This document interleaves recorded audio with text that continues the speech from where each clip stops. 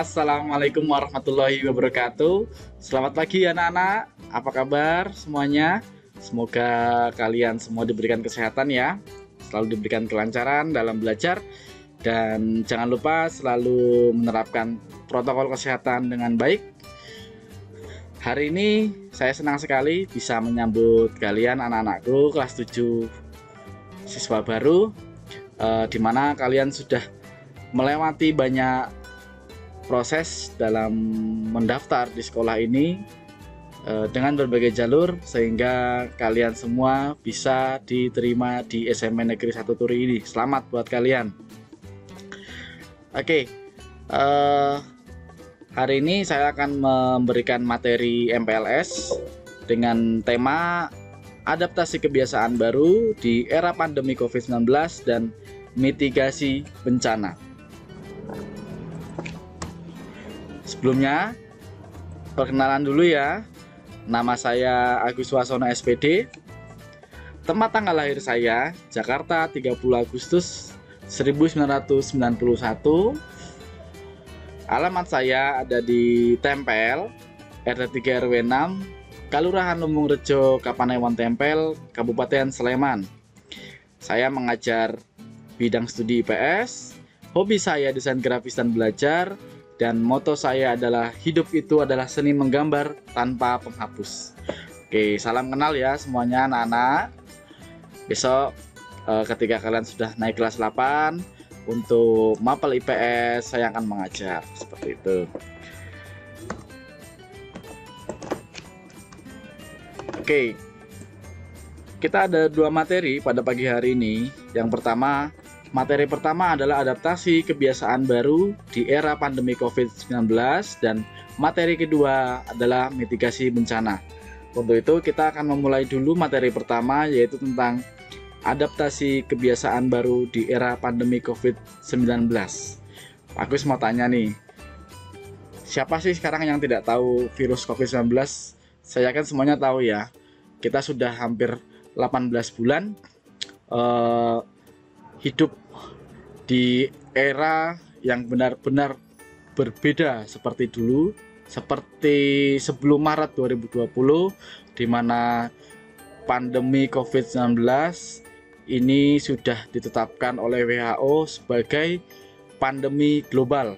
Semua negara mengalami ya, semua negara ada kasus COVID-19-nya termasuk Indonesia. Dan kita harus renungkan ya kenyataan pada pagi hari ini. Kenyataan hari ini yaitu kita baca dulu berita ya. Hari Jumat tanggal 9 Juli kemarin ya, lebih tinggi dari India kasus harian COVID-19 RI urutan kedua sedunia. Wah, ngeri ya. Jadi India sebelumnya di bulan April Maret itu laju pertumbuhan kasusnya sangat tinggi. Kita sekarang sudah mengalahi dari India. Kemudian ini ya, ada berita dari Okezone, breaking news, positif COVID-19 di Indonesia hari ini bertambah 35 ribuan kasus. Ini berita hari Sabtu kemarin tanggal 10 Juli. Kemudian ini ya, sepekan PPKM COVID-19 di Sleman masih tinggi. Sehari penambahan kasusnya ada 619. Wow, sangat tinggi ya anak-anakku ya. Kemudian ini ada berita yang keempat, angka kematian COVID-19 tembus 1000 kasus. Ini berita tanggal 9 kemarin. Kondisi ini tak boleh berjalan lama ya. Ini ada gambar pemakaman COVID ya, dengan ambulan yang sedang mengantri untuk pemakamannya ya. Ini di Jakarta. Jadi ini adalah kondisi kenyataan hari ini ya. Kemudian nah, ini kalian pasti sudah mendengar kemarin tanggal 3 Juli oleh pemerintah ditetapkan PPKM darurat di Pulau Jawa, Bali ya, di mana Kabupaten Sleman juga termasuk kabupaten yang menerapkan PPKM darurat ya. Jadi ini adalah pembatasan pengetatan kegiatan masyarakat secara ketat dan darurat selama tanggal 3 sampai 20 Juli 2021 ya. Oleh karena itu kita di awal tahun ajaran baru ini untuk pembelajaran masih daring ya anak-anak ya, termasuk MPLS juga ini kita lakukan daring karena kita dianjurkan untuk di rumah saja, tidak usah bepergian jika tidak urgent atau penting. Oke, lanjut. Apa sih yang bisa kita lakukan sebagai pelajar? Kira-kira apa? Oke. Yang bisa kita lakukan adalah kita harus bisa beradaptasi dengan kebiasaan baru ya.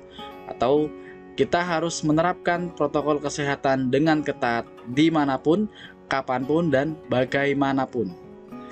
Baik, kita sekarang pelajari dulu. Apa sih itu adaptasi kebiasaan baru? Yang pertama, adaptasi kebiasaan baru adalah tatanan hidup baru di mana masyarakat menerapkan protokol kesehatan secara tertib agar dapat belajar, bekerja, dan beraktivitas dengan produktif di era pandemi COVID-19 ya. Kita harus dituntut untuk mampu mengadaptasi atau menyesuaikan kebiasaan baru dimanapun kita berada, baik di rumah, di kantor, di sekolah, di tempat ibadah, di tempat-tempat umum seperti terminal, pasar, dan mal.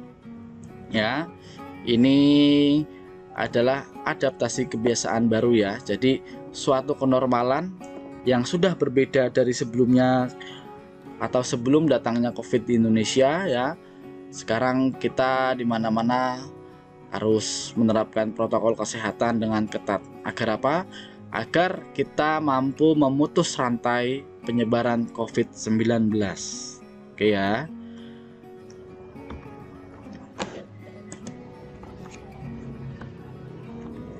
Oke, baik. Kita semua wajib ya beradaptasi kebiasaan baru dengan cara, yang pertama wajib pakai masker ya dan tetap jaga jarak.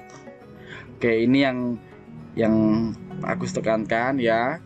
Jangan lupa selalu memakai masker dimanapun berada ya. Walaupun keluar cuma dekat ke warung atau ke tempat teman ataupun tetangga, tetap memakai masker ya. Diusahakan maskernya masker yang medis ataupun kain dengan 3 lapis ya. Jadi jangan sampai lupa masker selalu dipakai. Kemudian tetap jaga jarak ya.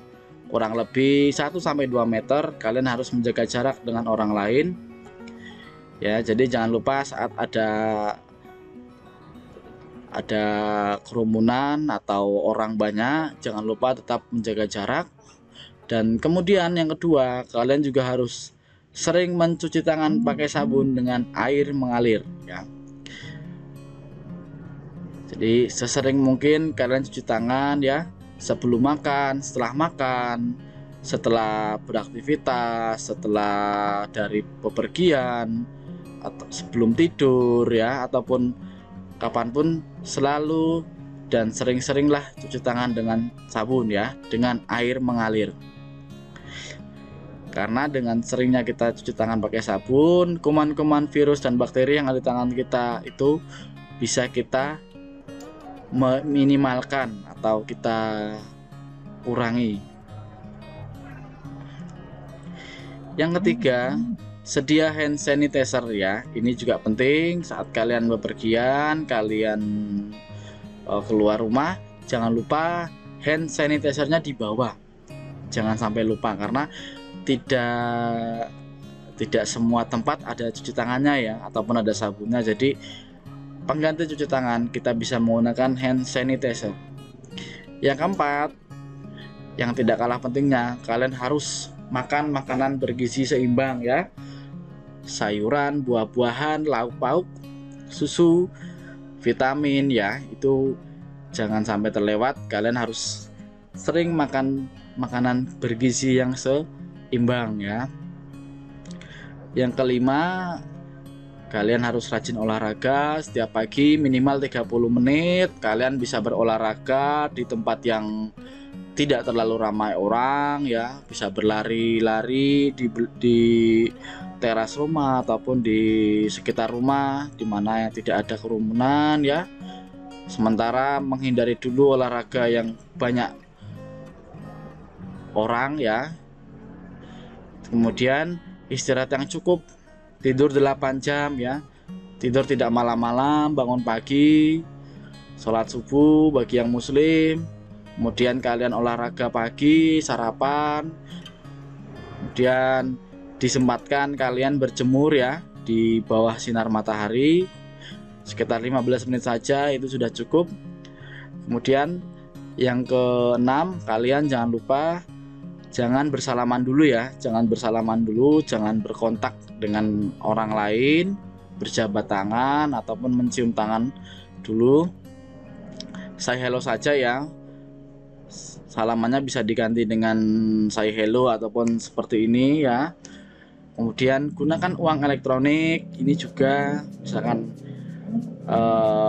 sekarang kan sudah zamannya e-money ya, e-money, ada GoPay, ada OVO, kalian juga bisa transaksi di minimarket menggunakan uang elektronik untuk meminimalkan tangan kita menyentuh uang, karena uang itu kan selalu berputar di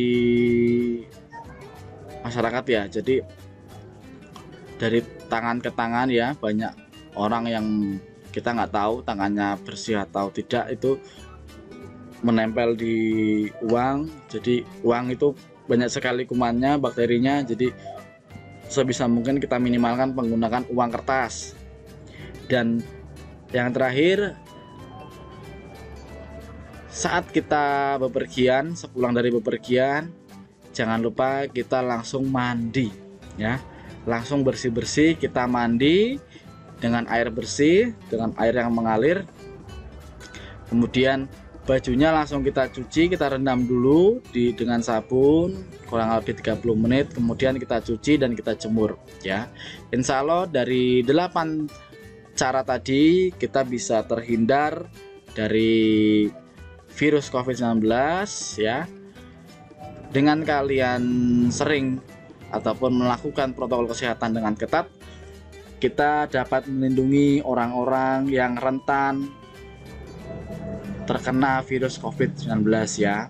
Karena walaupun kalian, saya, kita semua masih muda, mungkin kita merasa sehat, tapi ada orang tua kita, ada kakek nenek kita, ada adik-adik kita mungkin yang rentan apabila terkena virus COVID-19.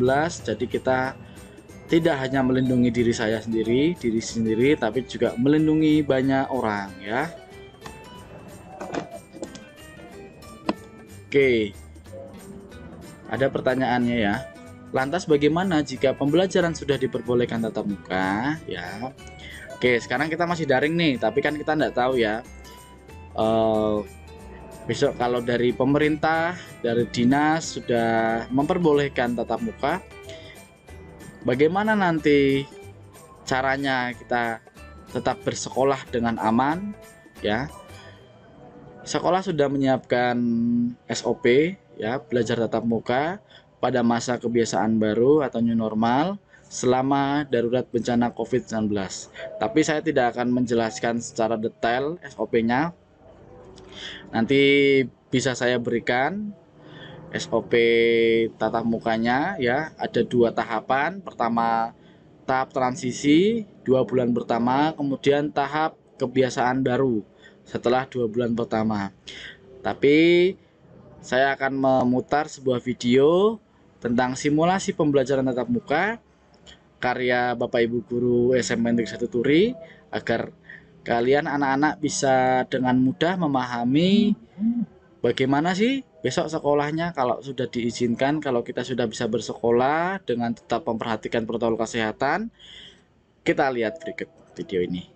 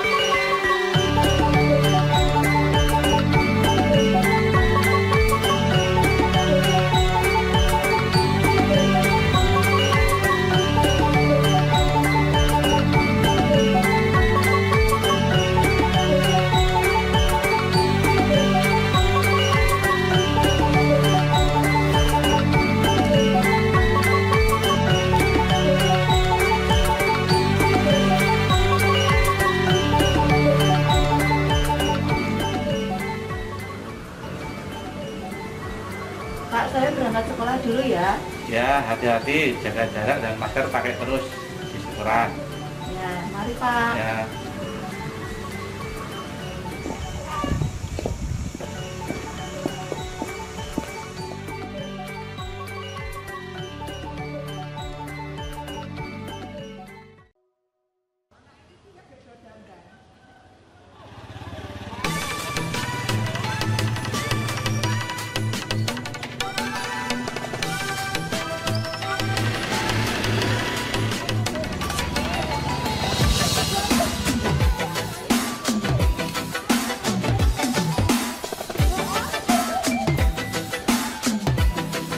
Periksa dulu ya. Bagus. 36. Batuk, pilek tidak? Tidak, Pak. Tidak demam ya? Tidak. Dari bepergian jauh? Tidak, Pak. Tidak. Oh, ya, silakan. Ya, cek dulu ya. 36, bagus ya. Gimana? Agak panas badannya? Iya, agak demam Pak. Oh, pilek, batuk? Agak flu. Oh, ditutup lagi Iya. Dek, ya. Ya, sekarang tuh. Agak demam. Agak demam. Kemarin kenapa ya? Kemarin dari pergian. Pakai pagi ya. Batuk 36.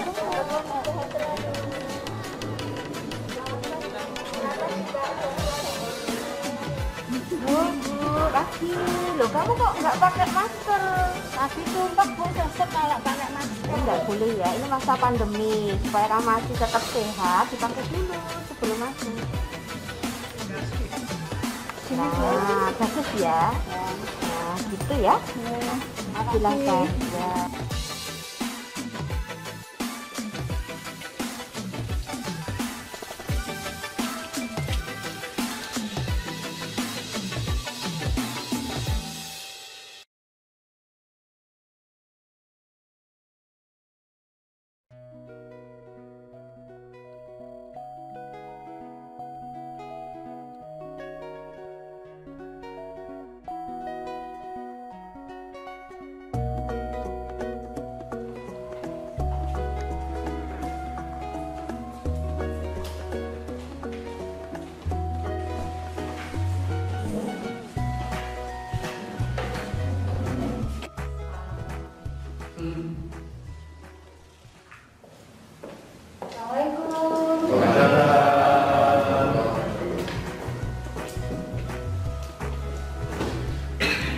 Selamat pagi anak-anak. Selamat pagi, Ibu. Bagaimana semua kabarnya baik? Alhamdulillah. Baik, kita mulai dulu pelajaran pada hari ini dengan membaca doa. Untuk itu, Nur Rahmat silakan untuk memimpin doa. Marilah teman-teman, kita berdoa terlebih dahulu. Berdoa mulai. Cukup. Sebelum kita awali pelajaran pada hari ini, perlu saya ingatkan kembali bahwa anak tetap diminta untuk mematuhi protokol kesehatan. Ingat vitamin sejar, apa saja itu anak-anak? Cuci tangan. Kemudian apa lagi? Pakai masker. Setelah itu jaga jarak. Itu dimanapun berada, mohon anak-anak untuk bisa melaksanakan protokol kesehatan dengan benar, terutama nanti selama pembelajaran dilarang untuk melepas masker, nggih. Kita sudah selesai pelajaran hari ini, kita akhiri terlebih dahulu dan nanti kita akan belajar tentang materi baru, yaitu tentang pengenalan Pancasila. Dan saya akhiri, wassalamualaikum warahmatullahi wabarakatuh. Assalamualaikum.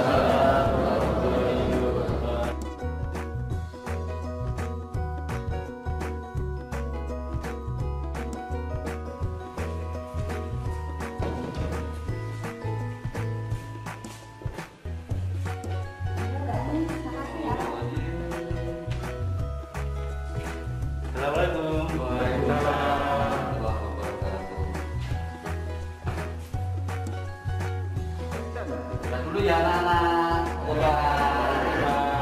Assalamualaikum. Oke, terima kasih anak-anakku semuanya untuk pertemuan hari ini. Kita akhiri. Kita bertemu minggu depan mudah-mudahan kita dalam keadaan sehat. Mari untuk ketua kelas Mas Nur untuk pimpin dengan berdoa dulu. Marilah teman-teman kita akhiri pertemuan pelajaran kali ini dengan berdoa. Berdoa mulai. Cukup, terima kasih. Terima kasih untuk ketua kelas sudah memimpin berdoa untuk pulang. Kita bertemu minggu depan. Ya, untuk pulangnya mulai hari. Ya, kembali pastikan untuk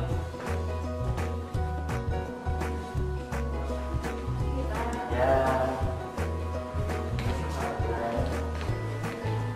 Mari Pak Amin. Monggo Pak.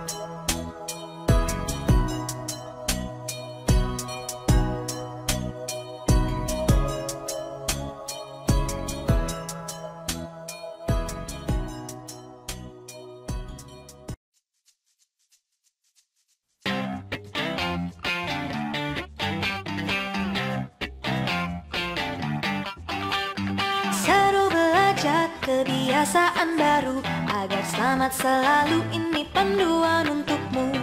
Mau berangkat cek suhu tubuh dulu, pakai masker selalu. Yo oh oh ayo ayo.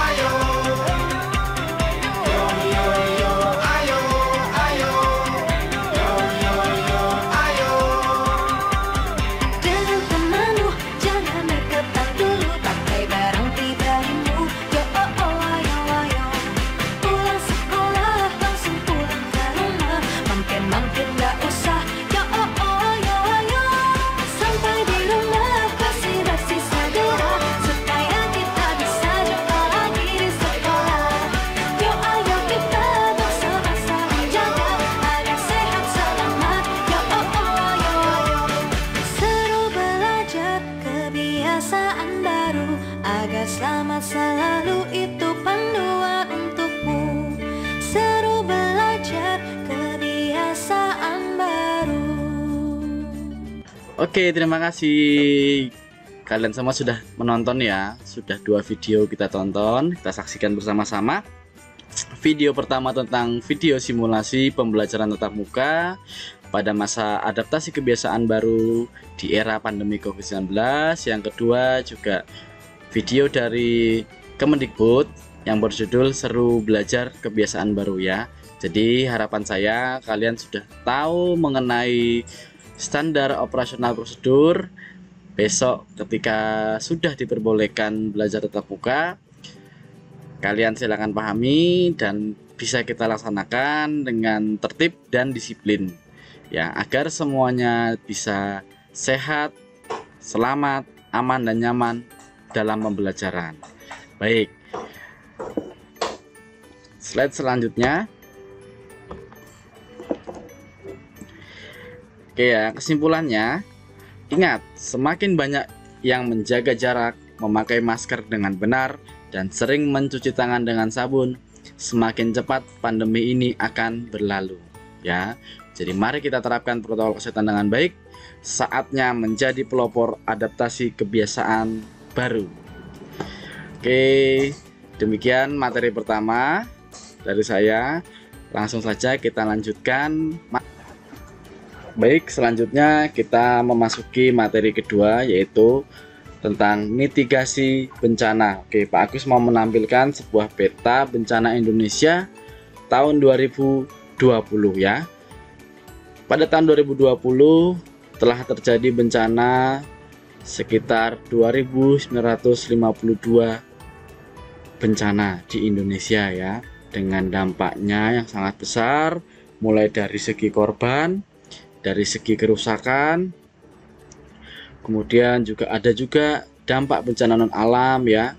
Ada sekitar 743.000 sekian yang terkonfirmasi positif COVID, dengan kasus meninggal 22.138. Wah, ya kita bisa melihat peta Indonesia ya, dengan frekuensi kejadiannya.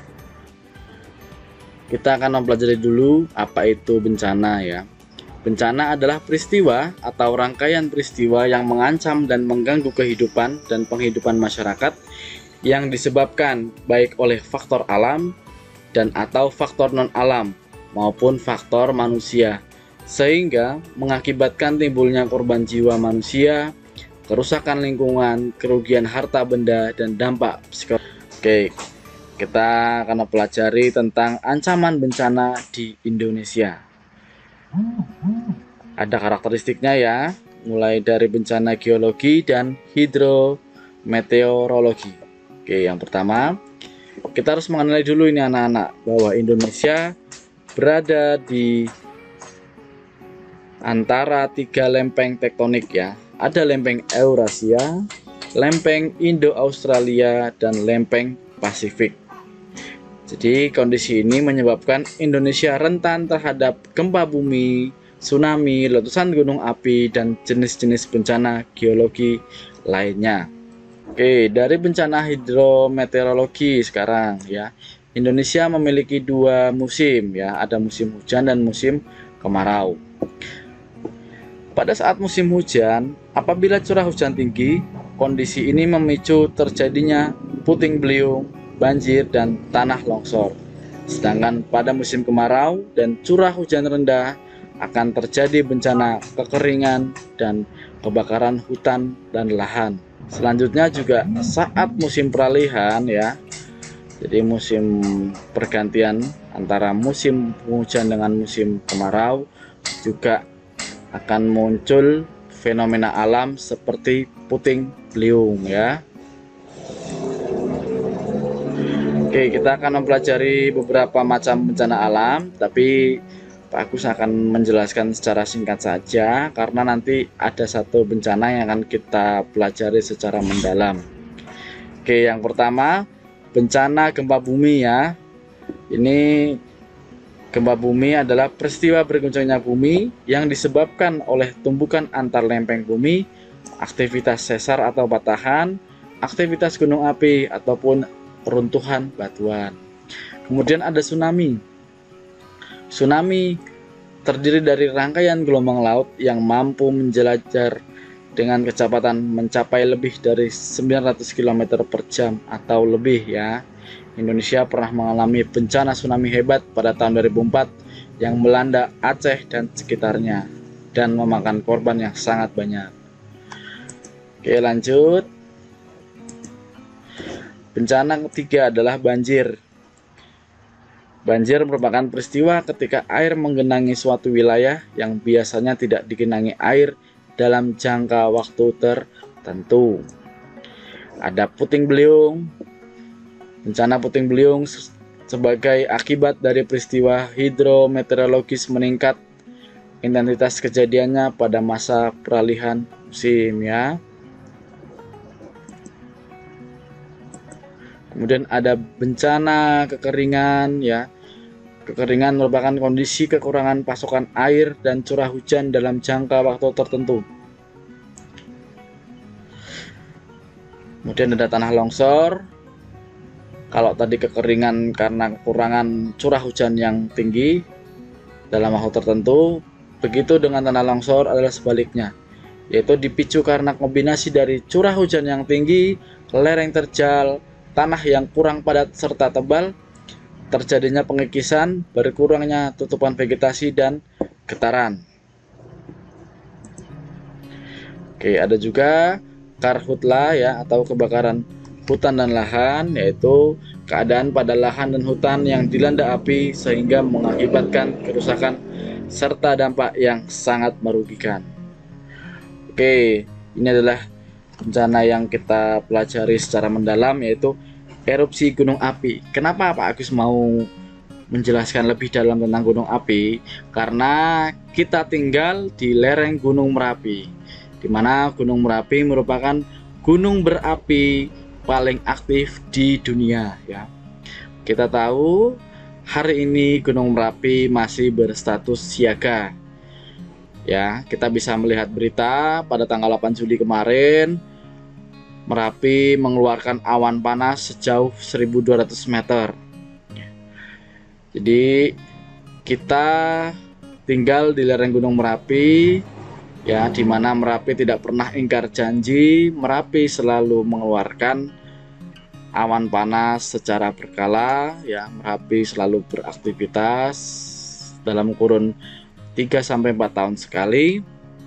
Oleh karena itu, kita harus memahami dan mempelajari karakteristik Gunung Merapi yang ada di sekitar lingkungan kita. Oke, yang pertama kita pahami dulu status aktivitas Gunung Merapi ya. Jadi ada normal, ada waspada, ada siaga, dan awas ya. Hari ini status Merapi masih berstatus siaga ya, dengan tanda-tanda adanya peningkatan kegiatan seismik secara intensif, kemudian perubahan secara visual atau aktivitas kawah ya. Aktivitas ini dapat berlanjut ke letusan ya. Jadi dalam kurun waktu akhir tahun lalu, November sampai sekarang, kurang lebih sudah 7 bulanan, Merapi masih terus beraktivitas mengeluarkan awan panasnya ya, dalam volume kecil maupun sedang, dan beberapa kali juga warga penduduk yang terdekat sudah pernah dievakuasi ke posko pengungsian dan sekarang sudah bisa pulang lagi. Tetapi warga sekitar ya, termasuk kita yang tinggal dekat Merapi, harus tetap waspada ya, waspada apabila Gunung Merapi erupsi ya. Jadi kita harus memahami status aktivitas Gunung Merapi.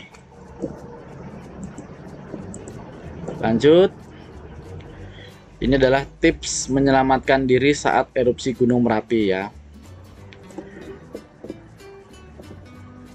Yang pertama, segera jauhi radius bahaya ya. Yang kedua, tetap waspada dengan keadaan sekitar ya. Selalu waspada dan dengarkan arahan petugas penyelamat di lokasi bencana. Yang ketiga, kita harus waspada dengan adanya abu vulkanis ya. Jika berada dalam rumah, tutup seluruh jendela, pintu, atau ventilasi udara untuk mencegah debu vulkanik masuk ke dalam ruangan. Kemudian jika kita berada di zona aman ya, sebaiknya kita lindungi hewan dan kendaraan agar tidak terkena abu vulkanik. Dan yang terakhir, selalu cari tempat perlindungan yang aman.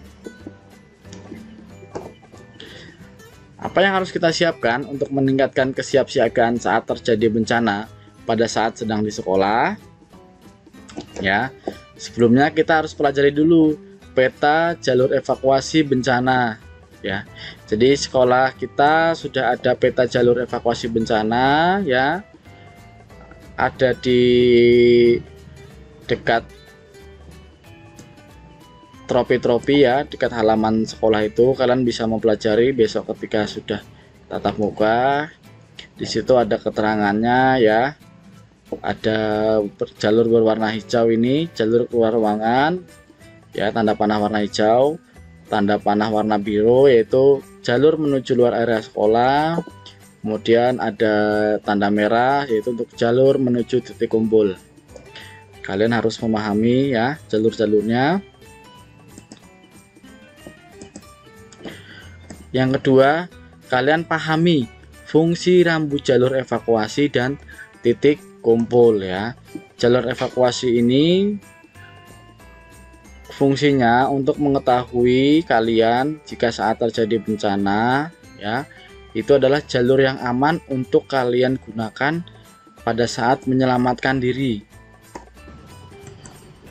Baik, di sini juga ada titik kumpul ya yang berada di halaman sekolah.